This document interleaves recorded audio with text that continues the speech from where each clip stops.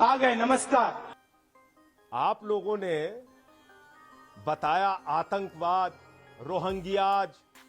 अरे बांग्लादेश के घुसपैठिए अगर हिंदुस्तान में हैं तो 8 साल में उनको भगाएगा कौन?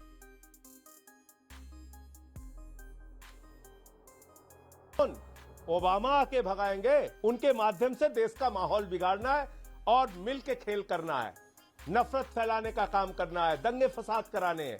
ये काम आपको कराना है और मेरा सीधा आरोप है आप बार-बार एक बात कह रहे हैं, जनता पार्टी पूरे देश में ठीक है, दंगे करा रही है।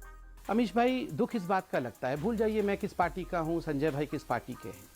देखिए कंसिस्टेंट एफर्ट, कितने थक जाते हैं हम लोग सिर्फ ये बोलने में और ये प्रूव करने में कि हिंदू आतंकवादी नहीं है, हिंदू दंगा भड़काने वाला नहीं है, हिंदू शस्त्र प्रयोग करके दूसरों को मारने वाला नहीं है, मस्जिद तोड़ने वाला हिंदू नहीं है। हर दिन सुबह से शाम मैं सिर्फ इसी बात को प्रूव करने में लगा हूं। जबकि ये जो संजय भाई हैं, राहुल गांधी, ये क्या बोल रहे हैं?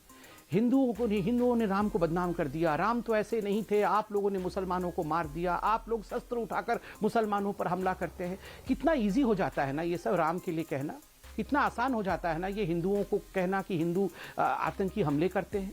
एक बार भी इन्होंने दूसरे के जुलूस के बारे में कहा? एक बार भी अमानतुल्लाह हिंदू के बारे में क्या क्या नहीं कहता है, गालियां देता है, लिटरली हमें गालियां देता है। अगर हम मतलब खुदा न खास्ता ऐसी भाषा का प्रयोग हम किसी और धर्म के लिए कर दें तो सर कलम हो जाएगा साहब, सर कलम हो जाएगा। हिंदुओं से इतनी नफरत, हमारे ही लोगों की इतनी नफरत है। अमीश भाई, दुख इस बात का है कि यही प्रयोजन रहा जो 1000 वर्ष तक हम गुलाम रहे हैं, यूं ही गुलाम नहीं रहे हैं। हर जमाने में एक संजय सिंह, एक अरविंद केजरीवाल, एक राहुल गांधी था।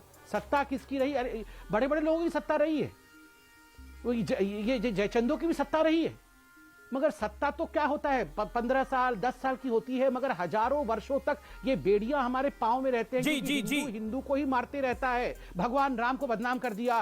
संबित मुझे रुकना होगा एक ब्रेक के लिए। संबित, मुझे एक ब्रेक के लिए रुकना होगा।